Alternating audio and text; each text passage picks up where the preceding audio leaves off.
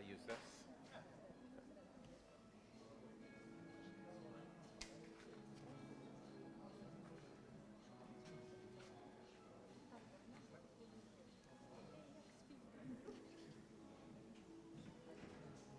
So, Miriam, you just uploaded all of Hitler, right? Yeah. Okay. Not this chapter. Just it was pretty hard to find actually. But it was actually the hardest thing to find. So I started to search on the Russian website. Oh, right. That would be the way to do it.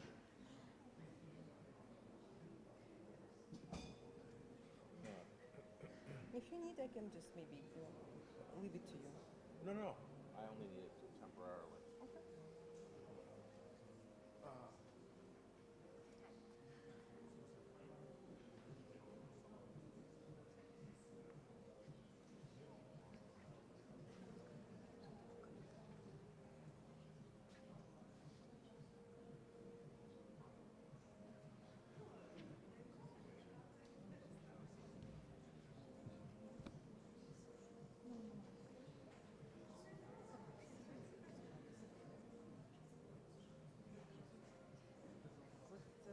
With my friends who are also from here. But we didn't live in Russia, so we took the idea because their car is blockaded right now. They're what? Their car is basically marked not in the right place. Yeah, this place is very far away from Central Key. Yeah, exactly. So they don't have car right now, and they try to find out. Not far, just far away. Before they were in Center. Oh, wow. It Okay, was I much see. smaller, Uh-huh. so it was in the center. Now it's too big. Well, this is I know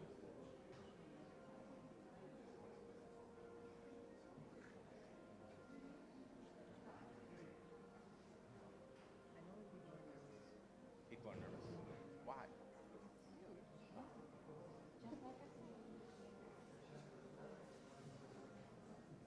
And just, I think it's also center. So only most of the people, they saw that some professors, like the professors only on the internet. Oh, wow. So they saw, for example, how there's online course on YouTube in Harvard Business School about Justice. justice. Michael sent that. So they, a lot of people question that, but they never had the I see. opportunity to talk. So it will be very scared maybe to ask questions. So should I wear a lapel pin microphone or this? This. Okay. I can How take does my. this turn on? You need password. If you need one, I can tell you my password. I'll just hand it to you. Stand here. Sit here. Okay. Then I will just. Should I start now? Or should we wait a Let little? me put my stuff here and then you can start.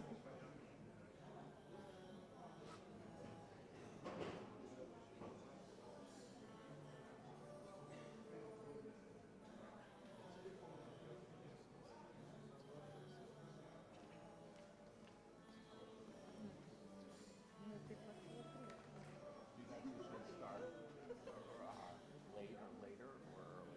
You can start like wherever you want. Already you're nervous enough. Yeah. Okay. So let's see. What I'll say is, please ask questions. Encourage them because we don't have the structure of asking questions. Our professor never say ask questions. So I was the only crazy person who was asking. I can't believe you now. So yeah, please encourage them because like we have this idea that if you ask questions you're stupid. Oh, no. Oh no, please like highlight there is no stupid questions. Okay.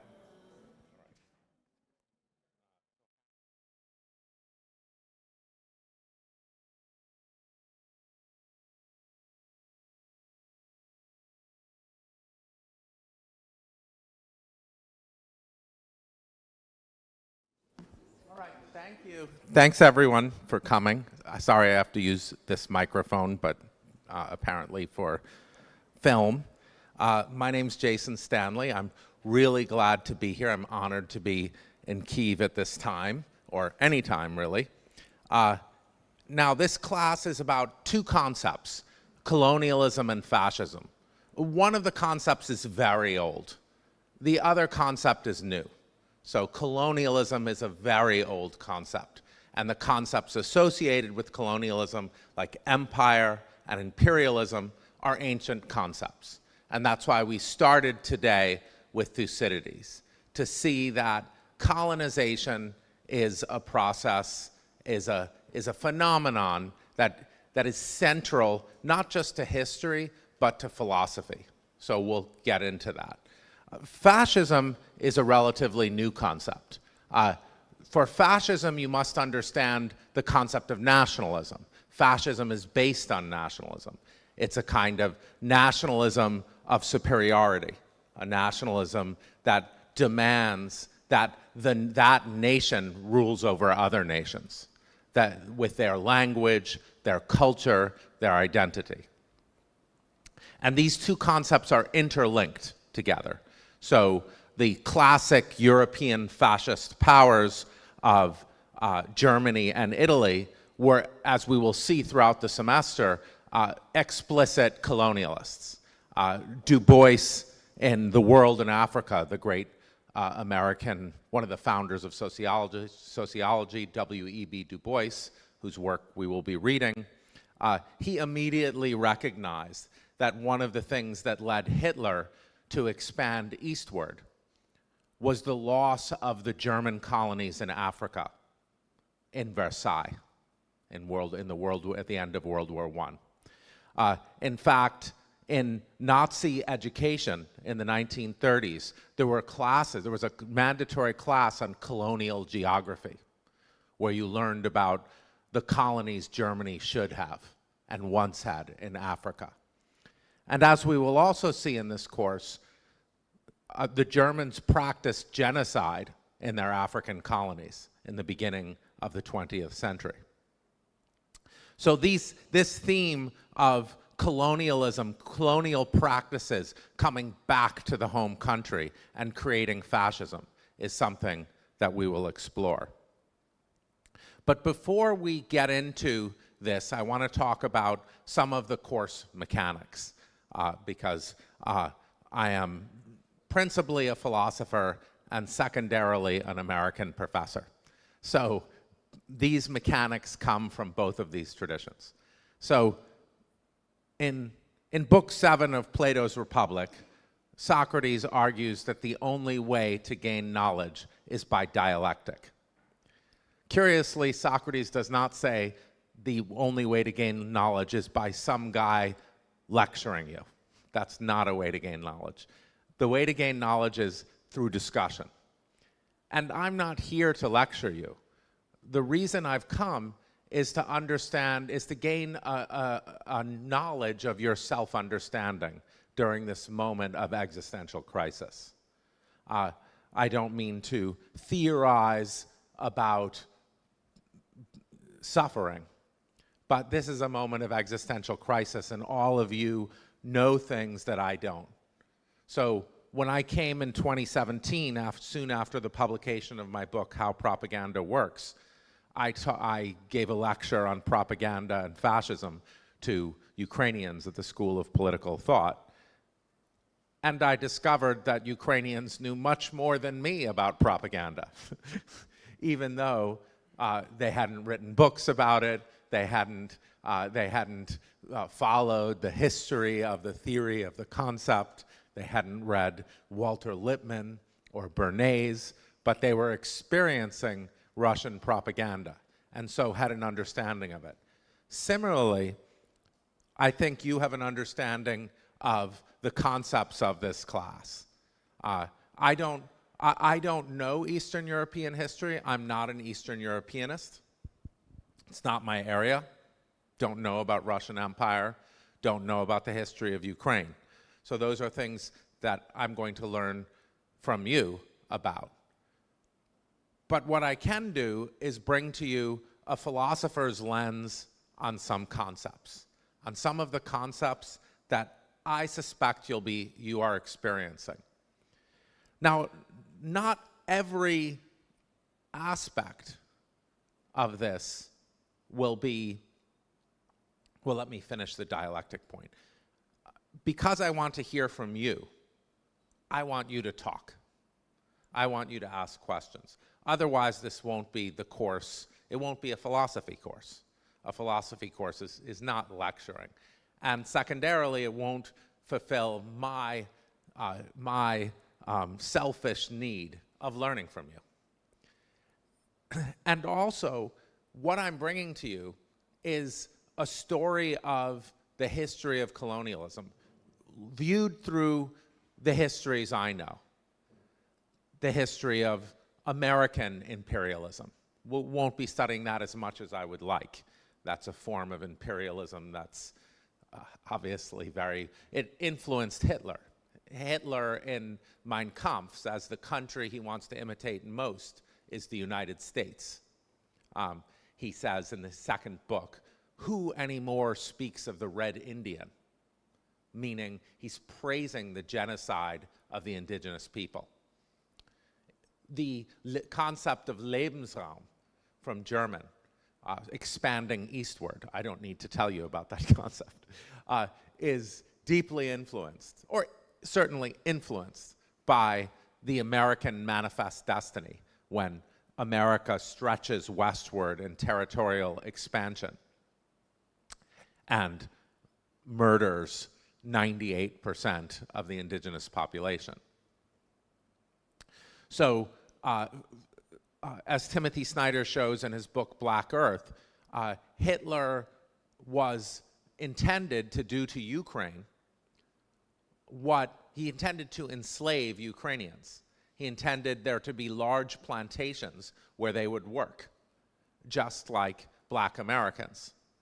So, in fact, his model was the antebellum South.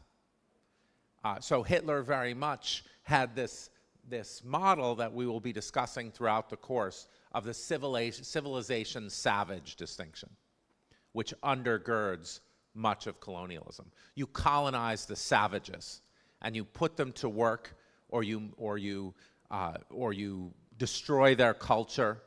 You say they have no culture. And we'll see many different forms of this. We'll see the form of British colonialism. And we'll talk throughout about the case I know best, which is American colonialism, which is more directed inwards. It's a kind of internal colonization of black Americans and indigenous Americans.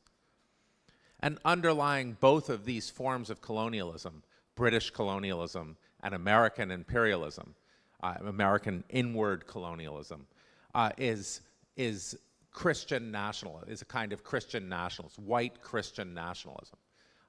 The British violently Christianized their occupied countries. So in Kenya, for instance, a case we'll look at in detail, current Kenyans' great-grandparents were not Christian, but now Kenya is one of the most Christian nations on earth. That's because if you were caught practicing traditional religions in the 1950s, you'd be in danger of being sent to a concentration camp. Also, all the schools had mandatory Christian education.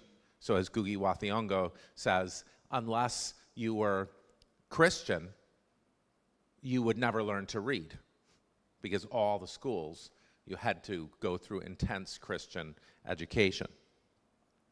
So no two situations are the same.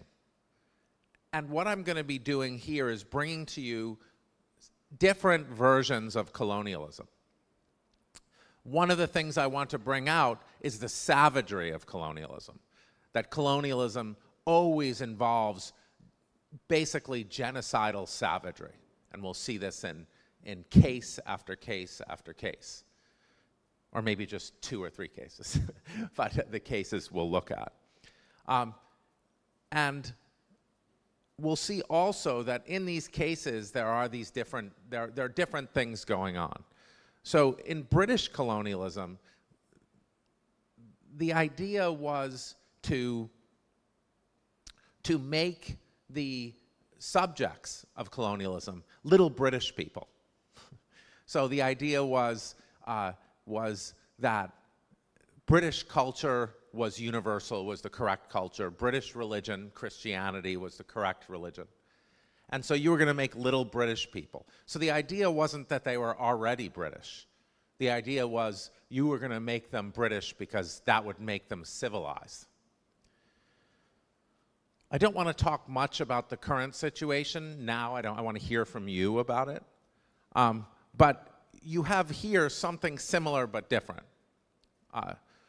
Russians don't think that Ukrainians are different but ought to be made Russian. They do think they ought to be made Russian, but they think they're already Russian.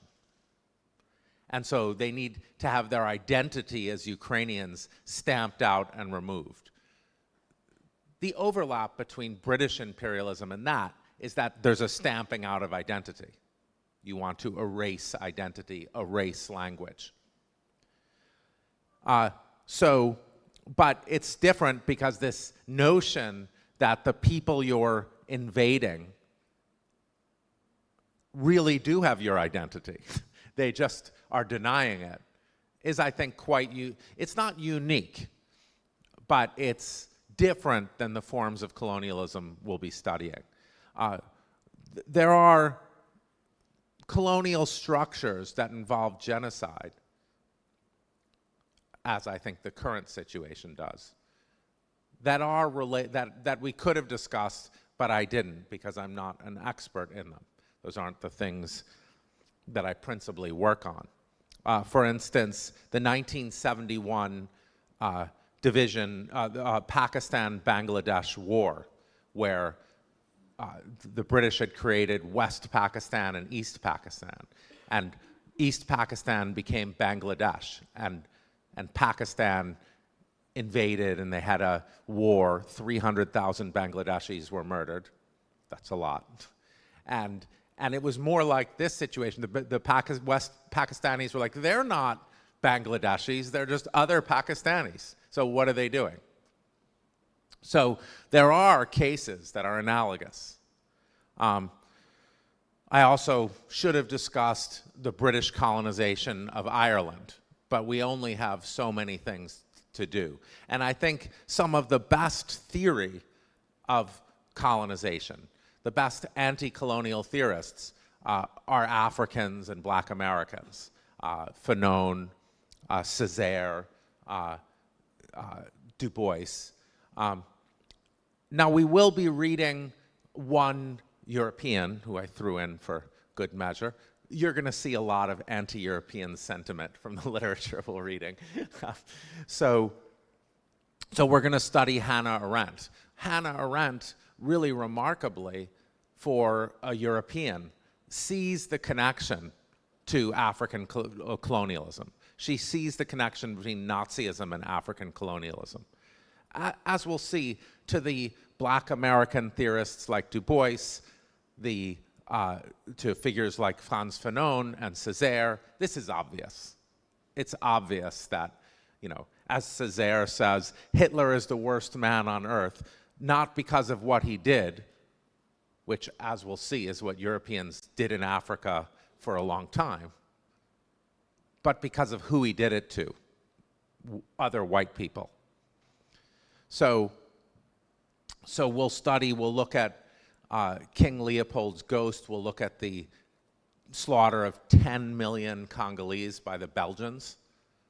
And some of these cases, like everybody knows about the Nazis, but the Belgians, they killed 10 million people. They cut their hands off, all to get rubber.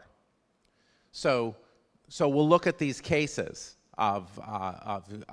we'll look at Kaiser Wilhelm II, who my German Jewish family loved, and he perpetrated genocide as well.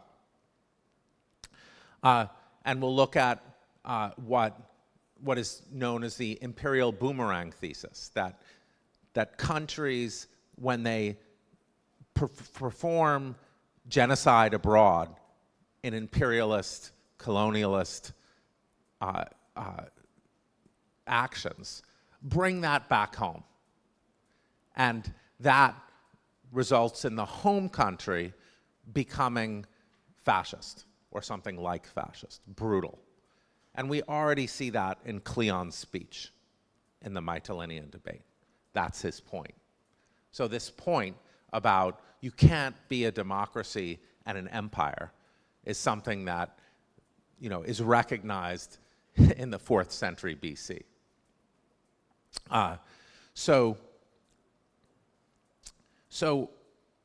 let me now, before I begin the sort of meat of today, talk about the syllabus, which I've already sort of discussed. Thank you, Miriam. Oh, this is Miriam. She's the TA for the course. So she'll also be fielding questions, which I hope some of you have soon. You ask any question. There's no such thing as a dumb question. It's just, you know, you can, here's a good question. What did you just say? What point did you just make? That's a fine question. As well as, you're wrong, Professor Stanley. But you have to say Professor Stanley, just so I'm not offended. So I hear some of you have been complaining about the amount of reading. That is my fault, because I didn't distinguish between the primary reading and the things you need to read in order to, the things I put in order to provide evidence for the primary reading. So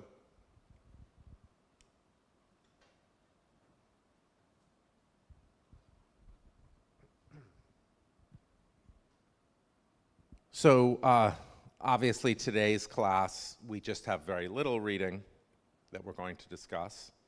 And then we'll turn to the imperial boomerang thesis. By the way, some professors, they stick to the syllabus. The complaints, as you'll no doubt provide me in your student evaluations, which I hope we don't have, are that I don't stick to the syllabus. I will try not to assign you extra reading during the class, but I don't know how long these readings will take to discuss. Even if, what I've done is I've singled out the reading that you have to do, which is not that much. You should, so for the second class, you have to read, the second and third classes, you have to read Aimé Césaire, Discourse on Colonialism. And then it'll be 2 classes, so there'll be enough,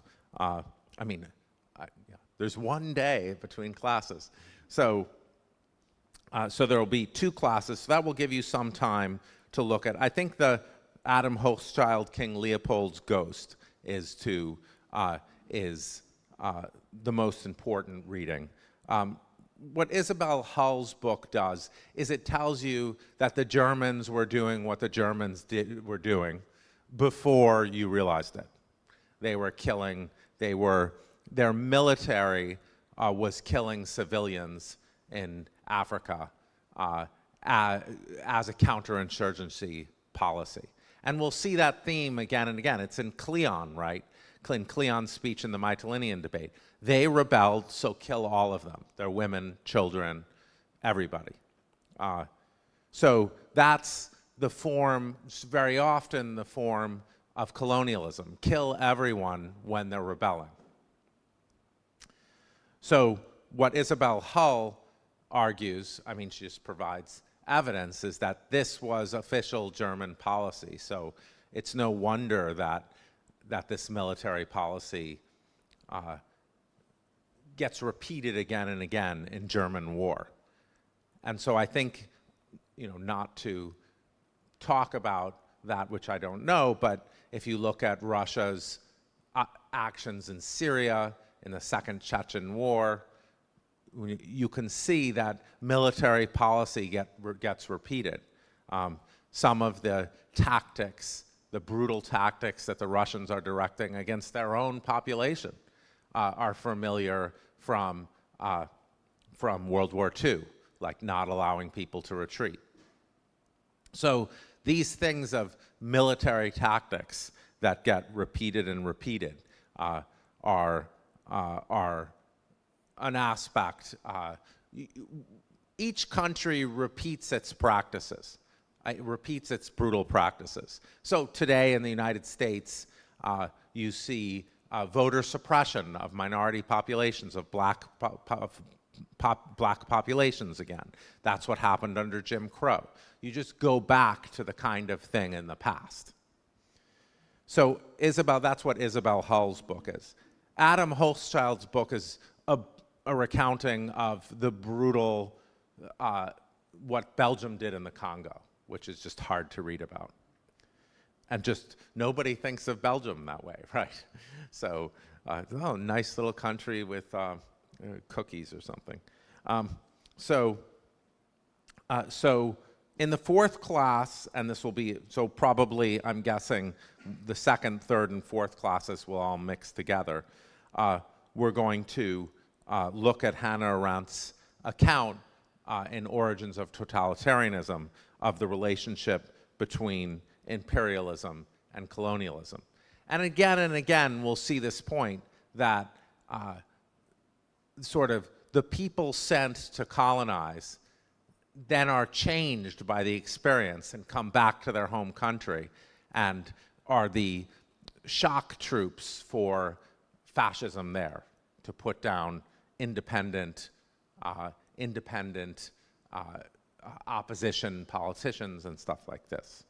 So Arendt has an extensive discussion of this, and it's really remarkable because, of course, this is evident to Césaire, evident to Du Bois, but she's white, and she gets it. I mean, she's Jewish, so maybe that. But you know, as I've been saying, unless you're subject to something, it's hard to understand it with theory alone. So, so certain things are obvious to black Americans about white people that are not obvious to white people because white people tell themselves a bunch of lies. So it is very curious that Arendt sees so clearly the connection to Africa. And of course, Italy's invasion of Ethiopia is central to Italian fascism. You know, Italy immediately went, you know, it was set, the imperial conquest of East Africa was central to Italy. And the first newspapers that recognized what was going on in the United States were black American newspapers, the black press. They said, look at what Mussolini, the Italians are doing. Look at what Mussolini is doing. He's going after black people. So that's something you see again and again in the black American press, is this recognition of the racial component of fascism. So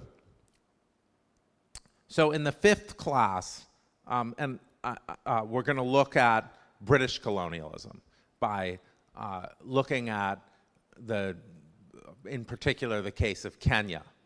In the 1950s, as we'll read from Catherine Elkin's book, Imperial Reckoning, the British set up brutal concentration camps with horrible torture for Kikuyu in response to the Land and Freedom Army, which is the name that the Kikuyu took for themselves. The Kikuyu rebels took for themselves. They were otherwise known, the sort of British term for it was the Mau Mau rebels. You know, in Nairobi, they had a sweep of all Kikuyu men, 50,000, putting them in camps. And the British there seized all the land, and they put the Kikuyu into reservations like the Americans did with indigenous people. So you find this kind of imitation. And we'll look at Catherine Elkin's book that recounts for the first time the British destroyed all these records, so you didn't know that they were repeating essentially Nazi crimes with Kikuyu, with anyone found suspected of being part of the counterinsurgency. And part of the counterinsurgency, what was crucial to the Mau Mau rebels was preserving Kikuyu culture and language and identity. And what's sad is that it's disappearing now, but under the post-colonial structure.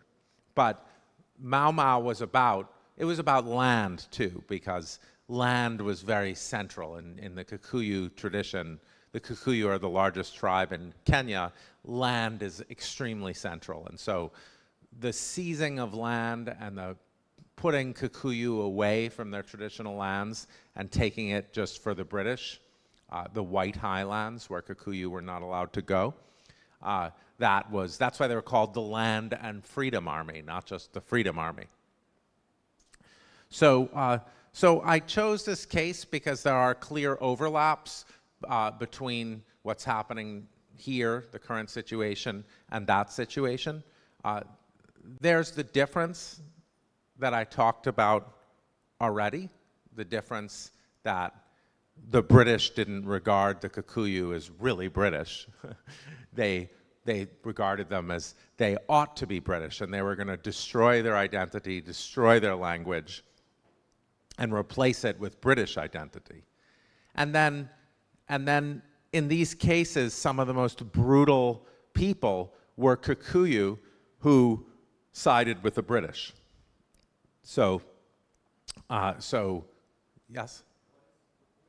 Kikuyu is the largest tribe in Kenya. There are 42 tribes in Kenya, 42 languages. Originally, there are 42 religions. So Africa is the most diverse continent in the world, and in many countries you're dealing with dozens and dozens of different languages. And so Kenya has 42. I married a Kikuyu woman, and when I went to Kenya, my father-in-law said, I said, will people find it strange that she's married to a white Jewish American? And he said, as long as you're not Luo, which is the second largest tribe. and the Kenyans the Kikuyu have a saying, when Tom Mboya, the Luo politician, was killed in 1965, assassinated, a Luo will be president of the United States before a Luo is president of Kenya. Barack Obama was Luo. So you find this tribal violence, tribal tensions. Obviously, so the British, the French, the Belgians created just random countries, right? It's like, this will be a country, and which they did in India and Pakistan as well. And so what resulted often, sometimes, not in the case of Tanzania, was tensions between tribes. So the Kikuyu are the largest tribe in Kenya. And they were the backbone, they were the ones who revolted against the British. And they were the ones, for the most part, sent to concentration camps. So we're going to read Ngugi wa Thiong'o, who's one of the, I think one of the greatest theorists, certainly of these issues, of the last 50 to 70 years. And Ngugi wa Thiong'o was, he was one of the great novelists. He was, aside from Chinua Achebe, Things Fall Apart, the author of Things Fall Apart, Ngugi wa Thiong'o was maybe the second greatest African novelist. And he's still alive. He's in his late 80s. And he wrote this paper, Decolonizing the Mind. And in it, he talks about how African novelists all write in English, and how they write in English in order to impress, the rest of the world and the rest. And so Ngugi wa Thiong'o, after writing this and talking about the centrality of language to a people, the centrality of language to an identity, never writes in English again. He only writes in Kikuyu, which is hard because not many people speak Kikuyu. So until then, he had written a lot in English and was famous for writing in English. Grain of Wheat, a bunch of different novels that were quite famous. But in Barcelona, he's given lectures in their cultural center, their big cultural center, and his lectures are all sold out. And he gives them in Kikuyu with a Catalan translator. Even though, of course, I've met him, his English is completely fluent, of course. What? No. I speak German. I do not speak Kikuyu. Yeah, why? Did you say why? Well, this is just a case. I'm not a scholar of this. It's something. My ex-wife. Yeah, she's half Black American, half Kikuyu. So, but she grew up there. But yeah, we lived in America, so I didn't. Yeah, excellent question though. Mukoma Wathiongo, Gugi Wathiongo's son, is always asking me this. Your children are Kikuyu, are 1/4 Kikuyu. Why don't they speak Kikuyu? But it's hard to get Kikuyu. It's hard to find a Kikuyu community in the New York area. And you can't really learn a language unless you're there, or around people. So, yeah.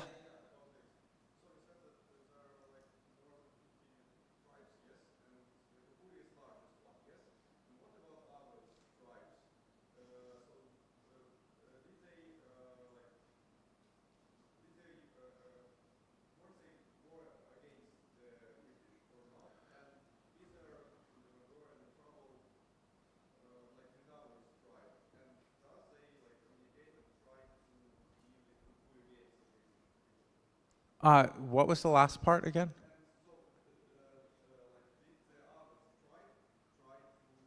Oh. I'm sure there were many other non-Kikuyu members of the Land and Freedom Army, but I'd have to look more into that question. There's not as much history about Mau Mau as there should be, but we're going to read the main book about it. One of the main books about it, Imperial Reckoning. So hopefully Catherine Elkins will answer your question. But I'm sure there were members of the Land and Freedom Army who weren't Kikuyu. But it was very much based around preserving Kikuyu traditions, language. And after Kenya became independent, the schools kind of created a British Christian identity, or a white Christian identity that applied to everyone. You still see the tribal distinctions in a country like Kenya. Right now there's violence surrounding essentially tribal distinctions. Raila Odinga is Luo and keeps on losing elections, or in 2007 the election was stolen from him. So there's continued violence between tribes. That's less so in Tanzania, because Nyerere created a uniform Tanzanian identity. We'll talk about this, because African nationalism involves creating an identity that is in response to tribalism. So you create an identity that, because you're Kenyan, or because you're Tanzanian, or because you're African, like with Pan-Africanism, you're not supposed to think of yourself as opposed to other Africans. African nationalism is opposed to British imperialism. So, but it's a different structure in Africa, right? Because you're talking about an incredibly diverse place where one small geographical location has many, many languages. So I remember someone saying, I think it was Cameroon, they were like, well, Cameroon isn't diverse, their soccer team isn't diverse, their football team isn't diverse. In fact, there was all sorts of different diversity, people speaking, so, yeah.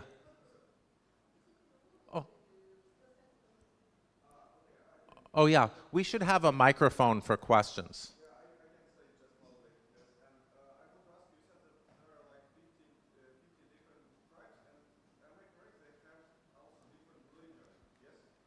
Traditional religions, yeah.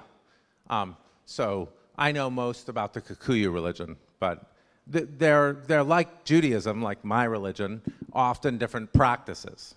Like they're structured, less in terms of belief and more in terms of, what you do when you're 13, what you do, the circumcisions, the wedding ceremonies, what part of the goat you eat in the wedding ceremony, things like this.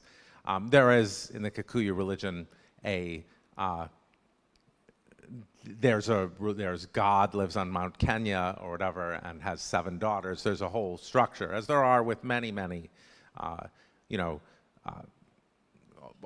any religion has a set of founding myths. So it's very recognizable, but it's also a lot of practices, a lot of ways of living.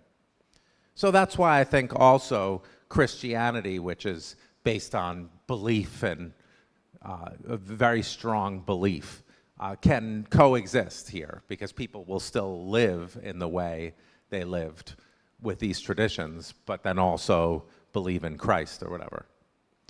So, less so with we Jews.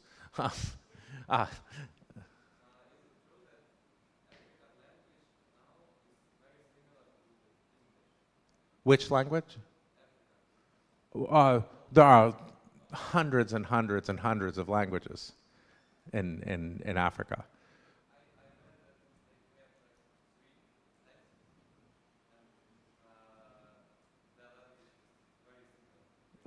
No.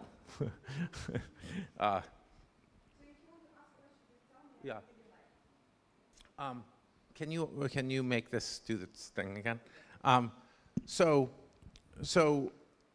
Ngugi wa Thiong'o is one of the great theorists of colonialism, and he's writing about language, about the importance of language, the extinction of the Kikuyu language, and the replacement of Kikuyu by English in literature. And so I thought that's going to be resonant with this situation, the situation that you face here. And I didn't know where to put Victoria Amelina's piece, but it might not fit in the 5th class. But throughout, we're going to be talking about education systems. It's crucial for colonialism to have an education system that eliminates, that creates an identity. So British colonialism, all the schools in Kenya, everybody was it's still true. There's Christian religious education, I mean, this is a country where very few people were Christian 80 years ago, 90 years ago, but every school, as Ngugi wa Thiong'o says, unless you're willing to become Christian, you can't learn math, you can't learn how to read, you can't learn anything. So education is central. It's central in creating identity. And if you want to create people to fit into a political system or a social identity, you do it through the schools, right? If you want to get rid of a language, you make it illegal to teach that language. You just teach in the colonial language. And history, getting rid of history, is crucial here. So we could have read parts of, this is a theme again and again and again, the theme of education in literature on colonialism and the history of colonialism. Take over the schools, rewrite the textbooks. This might be familiar to you as well. My newest book, the book I'm working on now, is called Schooling for Fascism. And it's about how you transform education systems to create colonial subjects. No one likes being called a colonial subject. But yes? Oh, let's speak into the microphone. Yeah. Okay. Better. So you said that the colonialism country eliminates the history, clears it out. Do you have an example before Ukraine and Russia war where colonial country actually takes the history of the country, it invades and does genocide and makes it like the history of colonial country. Oh, yes. I think there are many cases of that, to erase. So the Soviet Union, which wasn't fascist, but it was totalitarian, eliminated Holodomor, the history of the genocide, Stalin's genocide of Ukrainians. So that's, I think, why many Russians don't understand what's happening now, because they didn't learn in schools it happened before. So that was a kind of internal colonization, like what happens in the United States with our black population, right? The Soviet Union contained Ukraine, and they did a genocide of one part of the Soviet Union. Like in the United States, they put a large portion of black Americans in prison. That was also, Ukrainians were also disproportionately represented in the Gulag. So there's been this oppression of Ukrainians, and this was eliminated. Another example under the Soviet Union is that the concept of the Holocaust was eliminated. 1 out of every 3 Jews in the world was killed, but the Soviet Union wanted to treat the Second World War as just an attack on Slavs. And so it didn't distinguish the Holocaust from everything else. I mean, like, early on that Russia appropriates the beginning of the Slavic empire, like Kiev Rus.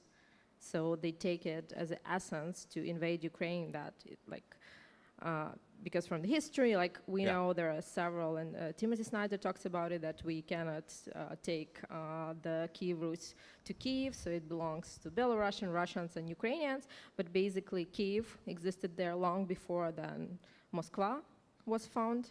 So I'm asking about that example where they take like an ancient history and make it their own. So the name of Russia comes from Rus. Before that, they were Moscovians. So that is particularly my question. Yeah, I mean, as I said, no 2 cases are the same, but education, changing the narrative of history, is the same.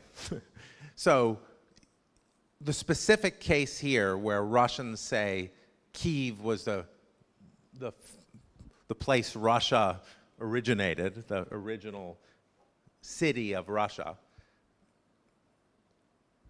I bet there are similar cases, but I can't think of any now. But that structure where you change the past history,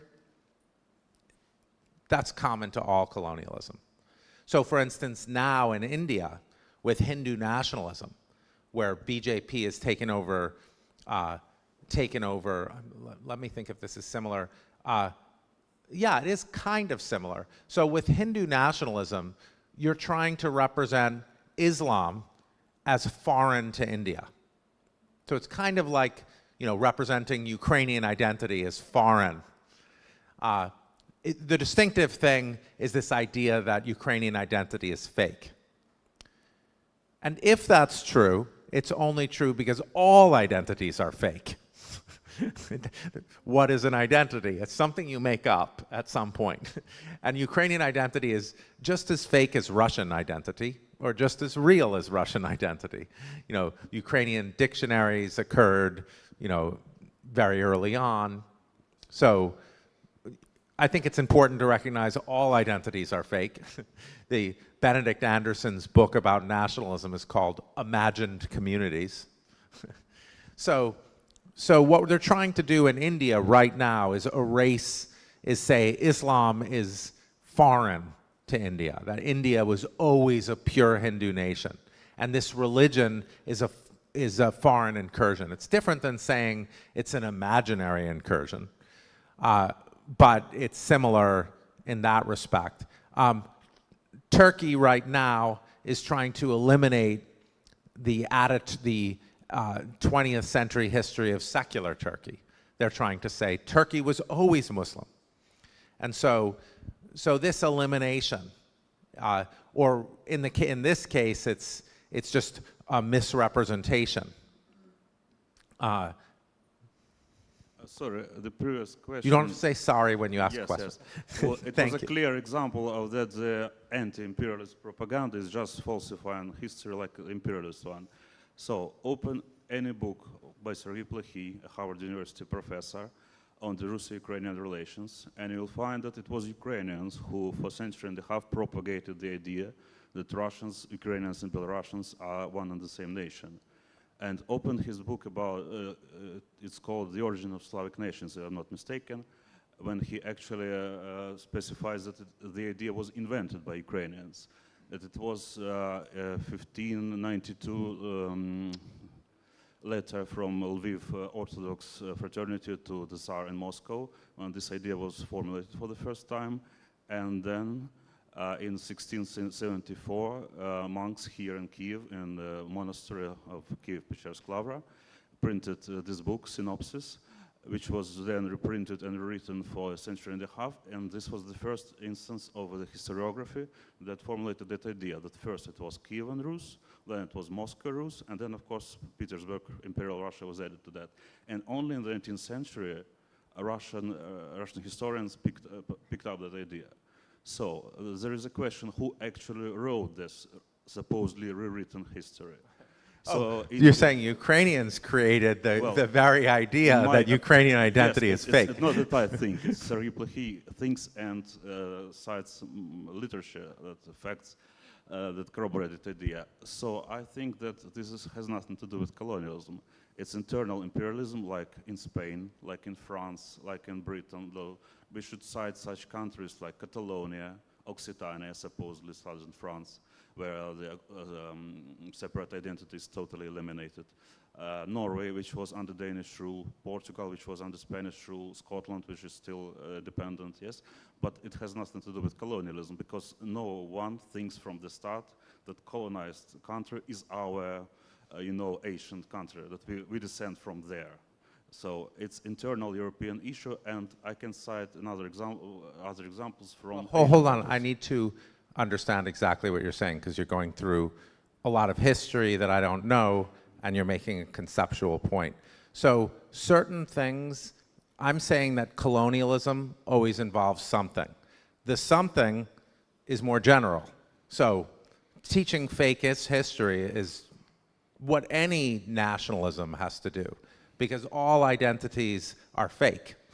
And so when you're inventing an identity, you have to invent a history that goes along with that identity, and that will change things. Fichte in the Addresses on the German Nation kind of creates a fake German identity. It's like, actually, everyone who speaks German is the same. Yeah, but that wasn't true at all. But there is a basic distinction. There was a famous incident in the 16th century when the Spanish colonizers in America asked the Pope if the Indians, Native Americans, are beasts that has to be shot off, or if they are people that has to be Christianized.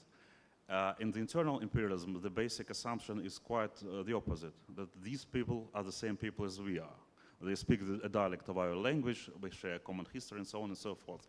And in some instances, actually in many instances, the supposedly colonized people from the start takes part in the creation of this supposedly common history. So the trope which Russian Nazis like to reiterate, that there was never any Ukraine, it has absolutely the same meaning as the trope that Catalonia was always a part of Spain, which is exactly the same lie. Yes? That structure is, I mean, I'm not understanding why you're saying it isn't colonialism, because you called it internal colonialism. So internal imperialism. Internal imperialism. I think Catalans would say they were colonized by the Spanish. So some do, yes. One of the things we should be discussing is the elasticity of the concept of colonialism. I'm reluctant to undermine Catalan self-understanding and say, no, you weren't colonized. I think I'm going to go with Ireland is also a case to think about. So these are cases that are closer, I think, to what's going on with the current situation. Allow me one citation, the last one. One Portuguese author, when describing the brief period when Portugal was under the Spanish rule, he said Portugal was a colony that had its own colonies. which Right, in absolutely. my opinion is contradiction. Yeah. It But the cannot be. more classic case would be the Reconquista, where you reconquer, you colonize, a place on the grounds that, I mean, that's a slightly different structure, but I think it's also colonialism. So you have, it's crazy in Spain where they celebrate the Reconquista. They reconquered Spain from other Spanish people, saying that they're Muslim and if people live for 700 years in a place, well, they're Spanish. And so, but that was a sort of religious colonization. So your concept of internal colonization is something I'm taking as part of colonization. So, and then you find people with the Spanish, with the case of Portugal, with the case of Catalonia, viewing themselves as colonized. So you want to hand the, so I'm taking internal, so a couple responses. Colonialism always involves changing the education system to create identities. But so does nationalism. So does, Fichte talks a lot about how the education system must create a German identity. And he creates this fiction that Bavarians are the same as Prussians, which they're not. But so one of the questions we should ask is, does the form of education change that colonialism involves, is it distinctive from other forms, from just nationalist education? So in my forthcoming book, I have one chapter on colonialist education and another chapter on nationalist education. So I'm arguing that those two are slightly different structures. But even in the case of colonialist education, there are different forms. So if we take the United States, the case I know the best, what they did in indigenous boarding schools. So I was going to teach this book. I don't remember if it's on the syllabus. It's called Education for Extinction. They wanted to extinguish indigenous identity, kind of like extinguishing Ukrainian identity. So they took the children, indigenous children, sent them to boarding schools, and then made them all Christian, made them forget, educated them so that they were essentially white. And that's what they did with indigenous people. But black education was very different. They didn't educate black people so that they were white. They educated black people. They told black people that black people were inferior and just should be, they told them that as Du Bois says in Du Bois quotes someone in Black Reconstruction, his 1935 book. He quotes a historian who says, black Americans are the only people in history who were freed without lifting a finger to free themselves. So this is something they would teach in schools for black Americans, because they wanted black, which wasn't true. 200,000 black Americans served in the Army, Union Army. The enslaved black Americans rebelled against, they did work slowdowns. And also, in schools generally, they would just teach white people. They wouldn't teach the literature and history and intellectual production of black people. So those are two different forms of colonial education. So even within colonial education, there's going to be many different kinds. And one kind will be the way that indigenous Americans were taught. There's going to be one kind that you never had your identity. And then there's going to be another kind that is, your identity was savage, and it needs to be replaced by the civilized identity. Sorry, I have a question built on your discussion, very detailed, but also I think the first class is the right place to ask it. Could you elaborate on colonialism and imperialism? Is one possible without another, and how they relate to each other? So, good. So, empire, imperialism, colonialism. So, there's a new book by the great political theorist Adam Getachew, who teaches at the University of Chicago. And she argues that the concept of empire was something that black nationalists thought they were creating. They were into the concept of empire. But you don't want to connect empire with something like the brutality of colonialism.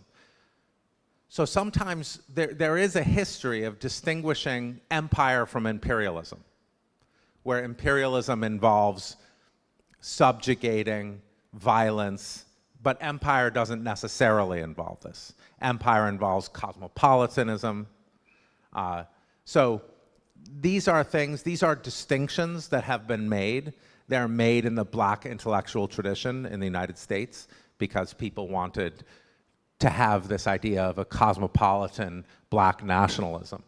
And they didn't want to engage in imperialist, colonialist practices.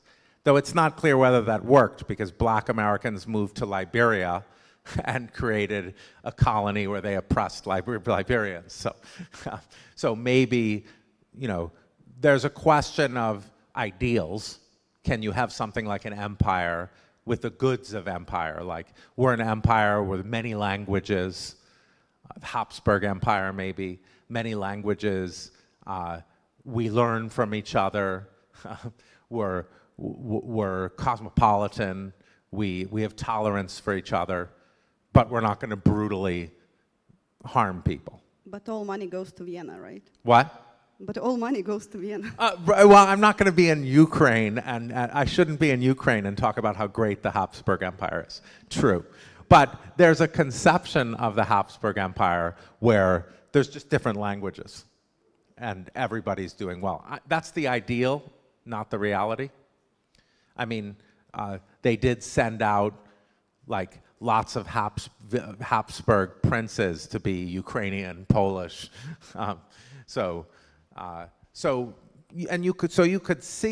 You can see, and I think this is in the black intellectual tradition, this idea that there can be different members of the black empire who come from different cultures, different backgrounds. It's a cosmopolitan, multilingual thing. And that's, I think, one of the ideals, a possible ideal of the Habsburg Empire. So to distinguish, there can be an ideal of empire that is not involved in subjugation, elimination. You can have an empire that doesn't want to crush identities, crush languages, that says, okay, we're an empire. People have different languages, different traditions, different religions. And nationalism in the 19th century comes and says, no, the nation is based on one of those identities, one of those languages. So you ask a very important question. Can you have an empire that doesn't oppress one, that doesn't favor one nationality, one language? And I think, in times of history, people have thought you could. So the ideal of empire would just be, there's a lot of different people here. And we're going to have tolerance for them. Okay, I want to shift to today's reading because this will happen a lot where we just talk a lot and then we only get to the reading later. Yes.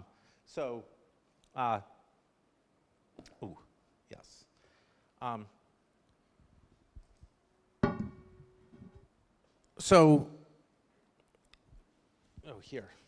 Oh, right, I haven't finished the syllabus yet.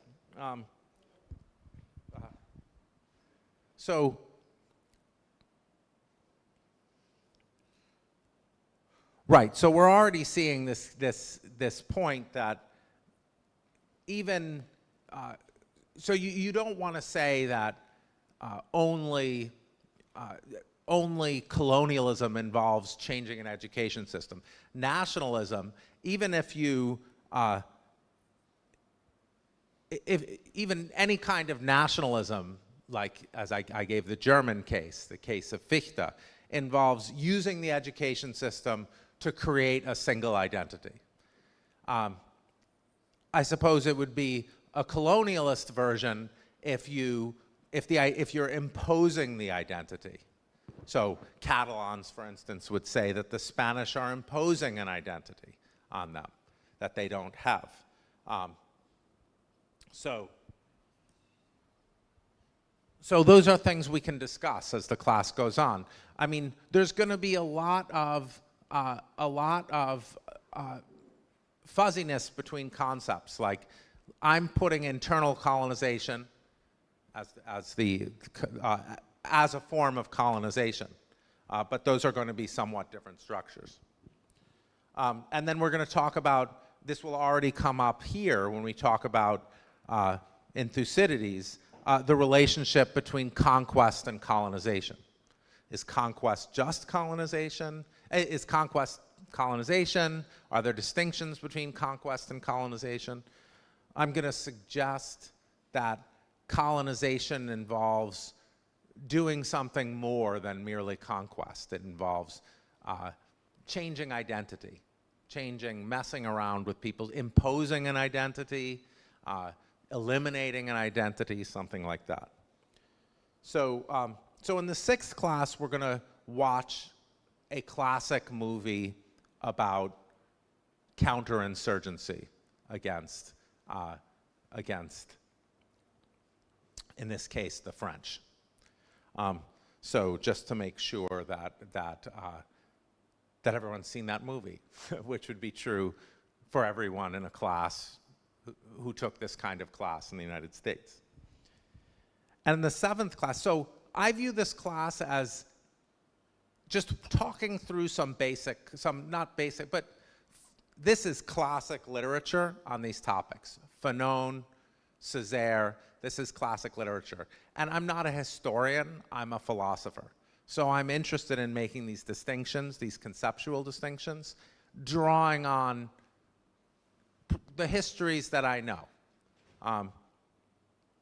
So Fanon, you can't teach a class on colonialism without teaching Fanon. And I don't know what chapters from Black Skin, White Masks I'm going to use, but we will really study On Violence, his essay On Violence. Because On Violence, I'll say it now, makes a crucial distinction between nationalism during the anti-colonial struggle. So nationalism when you're fighting the colonists, which has to be violent, and nationalism after you win the struggle. Durkheim also makes this distinction in moral education between kinds of nationalism. Durkheim says there can be a kind of nationalism that's good, that connects, whose project is a human project, to make sure that there's no poverty, to make sure that there's tolerance, and to connect national identity with that human project. And that's what Fanon says as well. He says, in the nationalism in the anti-colonial struggle has to be violent. You're throwing off the colonizers. But after the anti-colonial struggle, you better change and not become fascist. So I think, there are some examples of this, some clear examples of this. I think India and Israel, to varying degrees, are examples of nationalisms that originally arose in anti-colonial ways or from oppression, but then became directed against minorities. So Hindu nationalism in India, it very much frames itself as anti-colonial. But does anyone know who they're referring to as the colonizers now? Is it the British they mean? No, it's the Muslims. So Hindu nationalism doesn't make the shift. And right now in India, Muslims face a potential genocide. Modi was banned from the United States after the Gujarat pogrom. Now he leads the country. So nationalism needs to change, and nationalism does involve violence and necessarily involves violence.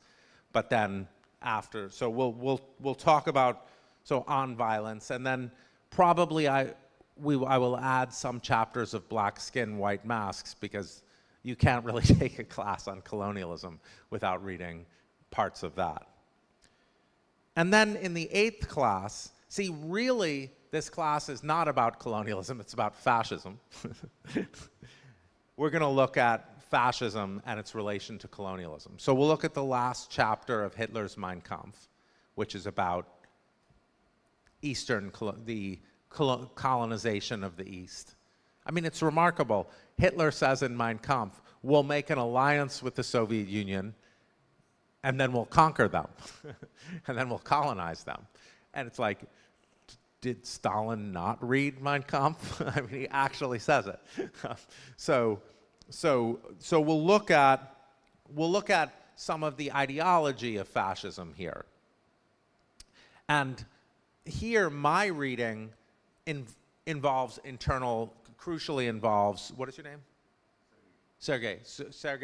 Sergey introduced the terminology of internal colonization, which is really central to me because I take the United States to have the first kind of fascist structure, the first fascist regime, Jim Crow, in the South, the Jim Crow regime, which was internal colonization. You were colonizing the black population. And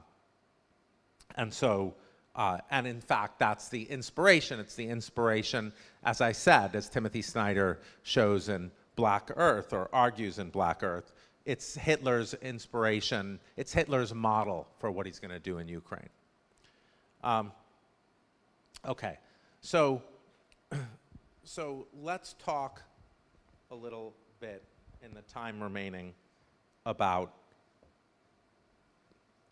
imperialism, colonization in the ancient world.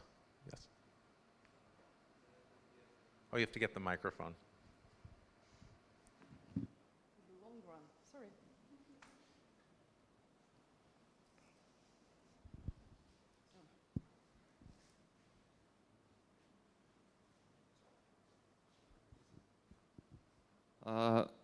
I want to say about British colonialism and why English is an international language. So was it forced or no? Because I heard that British made goods like for every class of people.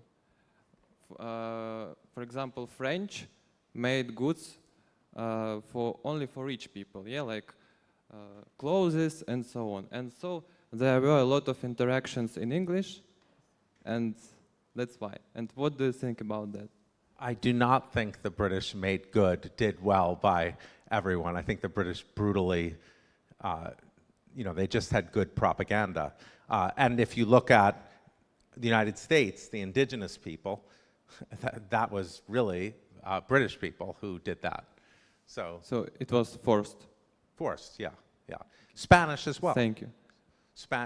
Spanish, French, and English are world languages, Miriam, because of imperialism.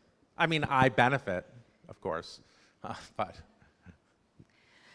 I have a question that maybe is foregrounding the lectures ahead, but maybe you will also address it in this next part. Given the overview of sort of histories of colonialisms, settler colonialisms that we have just covered and will be covering, the question is, what kind of world are we actually living in? Is it a post-colonial world, or a world where, colonialism in certain ways still kind of rules, just under a different name, and we keep struggling with it? Is it a decolonial world that we need to be aspiring for? Maybe that's the question of the entire course, but I sort of want to frame it now, right, thinking forward. So I guess this gets to some of the, what is your name? What? Julia's question about empire versus imperialism. I think we can imagine a kind of cosmopolitanism that is like, people are different. One country will involve a lot of different people. That's my kind of, I mean, and whether we call it empire or not is, I guess, up to you, a somewhat semantic question. So if decolonization involves not that, involves saying we can't have that, then that's, I think, problematic, because I think, as we'll talk about in a minute when we talk about Pericles' funeral oration, there is something empire-like with that conception of cosmopolitan empire that's central to democracy. Like, people can be different, you know. That idea that people can be different is central to democratic culture, and people can be different with different religions, you know. As coming from a minority religion, I hope that's true, you know, and you see the problems with that in Israel right now when people can't be different, you know. So yes, decolonization, I mean, is going to be a major theme. I mean, Ngugi wa Thiong'o decolonizing the mind. You know, Ngugi wa Thiong'o is going to argue you shouldn't think in the colonizer language. You know, you shouldn't, you should produce in your own language. So we'll look at that in detail. Now, you're asking what I think about how we ought to live. I don't know. You know, I mean, I do think decolonization is central, because it just means something that is, by its nature, you know, colonizing means being controlled and not being free. And I'm a Democrat, so I think people should be free. So decolonization is, but whether people should be forced back into the identities of their parents, well, I don't think that either. No one should be forced. Everyone should be free to choose an identity. I mean, I think it's sometimes difficult when, you know, people choose a minority identity. So white people in America saying, I'm black, that's, that's tricky and problematic. So there are issues about choosing an identity. But decolonization means not being controlled by the colonizer. And so that's always a good thing if you're devoted to freedom. But I'm not going to, I don't have a view. I mean, I'm teaching this class just like you're taking this class to figure stuff out. And I'm not teaching it as a historian, I'm teaching it as a philosopher, so this is exactly right. How do we understand these concepts? What world do we want to build?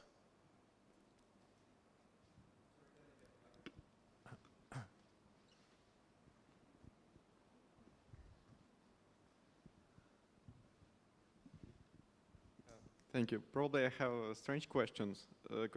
So I want to ask about English language. So can we say that probably the reason why English now is an international language is the sun never sets on the British Empire. No, okay, so that probably is in the past of British colonialism. Spanish as well. Yep. You know, those are languages spoken by a lot of people. So, yeah. I mean, I benefit, because guess what my language is?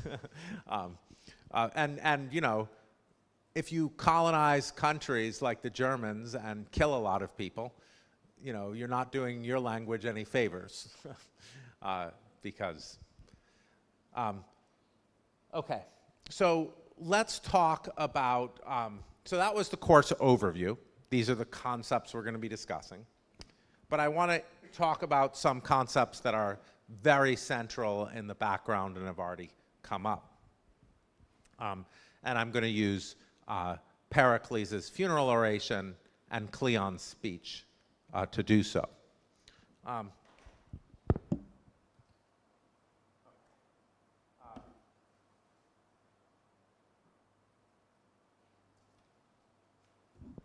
So I said that, I said already that Colonialism is old, fascism is new. But fascism involves constituent concepts, involves practices that are old. Fascism is a form of oppression, a form of domination. And some of those forms of domination are old. So the new parts of fascism, ones that we'll hopefully discuss when we turn to in the last class, the new form of fascism requires nationalism. Nationalism is fairly new, a couple hundred years old. So fascism is based on an identity, a national identity that you say is a superior identity. So fascism requires nationalism. And fascism, I think, also requires this idea of protecting traditional heterosexuality. Fascism is patriarchal. Of course, patriarchy is not new, but patriarchy is very old. But fascism is highly patriarchal. This is a thread through all of the 20th century fascism literature. So the idea is the big leader, the powerful leader is going to deliver, he's going to protect we can make a distinction between the new right and the old right. The old right are the social conservatives, the religious conservatives, and what fascism does is it says to the religious conservatives, we're going to be your allies against democracy. We're going to protect you from the gays, we're going to protect you from the minorities, we're going to protect you from the communists. So those are two different forms of domination, sort of totalitarian versions of communism and fascism. They have very different structures. And they're opposed to each other. So fascism, the fascists will say that anyone who's a Democrat is really a communist. So that's something you find. Fascism is opposed to labor unions, trade unions, workers of the world unite is communism. Fascism is, you were bound together by our identity. And so even if you're poor Russian, say, or a poor German, you should be fighting for your country, for your identity, rather than unifying with other poor people against the oligarchs who are trying to crush you.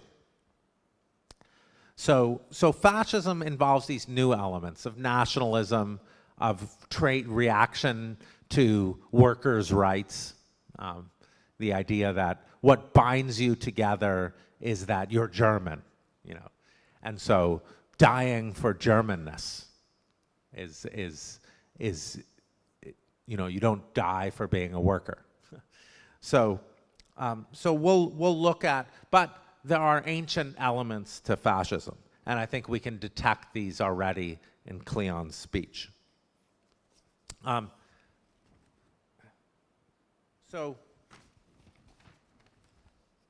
I want to begin with Pericles' funeral oration, because in the first instance, I'm going to be thinking, when I talk about democracy versus fascism, or democracy versus tyranny, democracy versus domination, I'm going to be talking about a culture, a kind of culture. So we can think of democracy as a culture. We can think of it as a method of voting, of choosing leaders. And we can think of it as a regime, a set of institutions.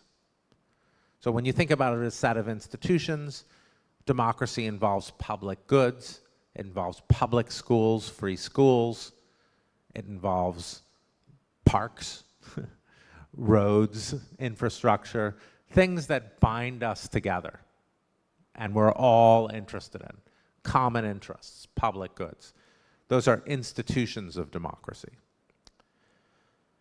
And particularly important ones are schools, which teach democratic education with democratic values. And so there's democratic culture. And I want to begin with Pericles, because Pericles' funeralation is one of the best expressions of democratic culture. So,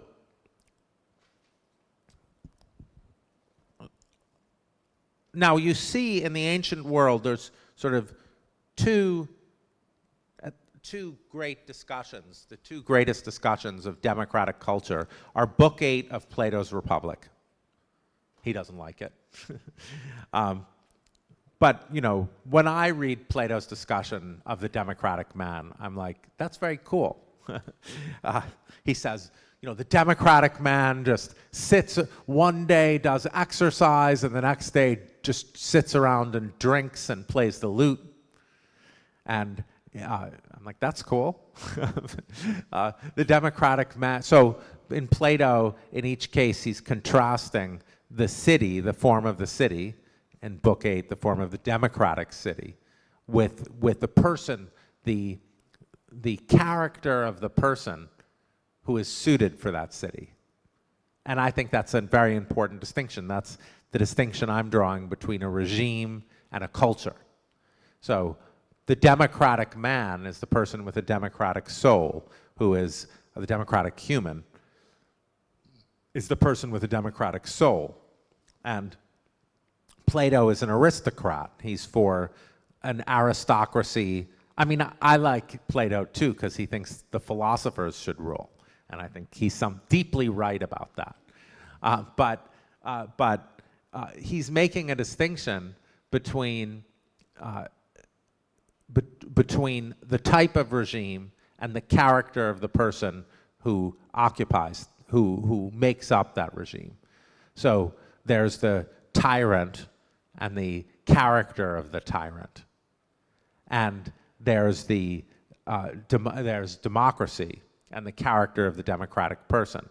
And Plato thinks democracy leads straight to tyranny because, and this is resonant with our own time, in democracy, anyone can run for office. And so who will most want to run for office and be the leader? A tyrant. And the tyrant will always go to war. The tyrant will always tell the population, this other group threatens you, and so you need me to rule because I will protect you. So a tyranny involves constant war. It involves war against an internal enemy, and involves war against an external enemy. And that's how the tyrant stays in power. The tyrant says, there's always one group that's trying to kill you, and you need me to protect you.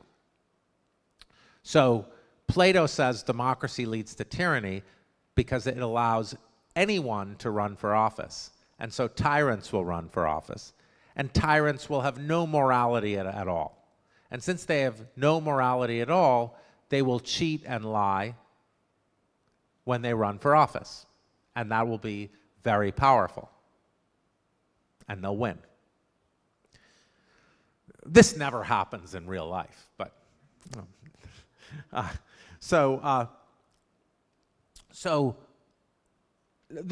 won't go into a long excursus on democratic political theory, or maybe I will, but part of the thing that Plato is responding to is that in very unequal societies where a large number of people are very poor and miserable, all they have is their identity. All they have is their identity as men, identity as straight, identity as white, identity as Russian. And since all they have is that identity, you can make them very resentful and angry against people who don't have that identity. And that's all they have. Du Bois calls this, in the case of the United States, the psychological wages of whiteness. He says, like, how can rich white people get poor white people to do what, to do what they want and to be involved in the suppression of black people? Well, you just tell them that you're white and it's great to be white, it's amazing to be white, and if black people are equal to you, you'll lose that. And so then it doesn't matter if you're poor, if you're miserable, you know, at least you're not black. So the response in democratic political theory is to say, make sure no one is poor. Make sure no one is miserable. And then they won't, you know, they won't, hopefully, they won't then cling to their identity.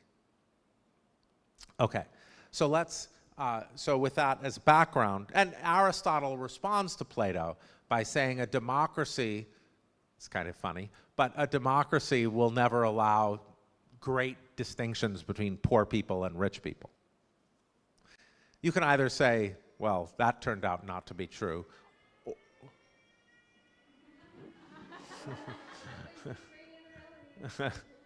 I thought it was only at night.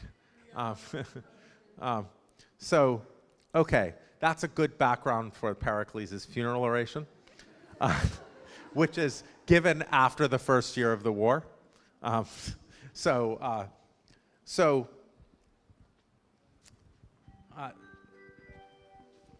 What is that? What? Oh. What? Do you want to go to the shelter? I don't. You don't want. You want to proceed. Oh, some people. Oh, should we stop? I think we should stop and go. All right, let's go. Let's stop. And all right, thank you. We'll continue next time. We can stop and continue. Okay, we can stop and continue. But check when we check when it's happening.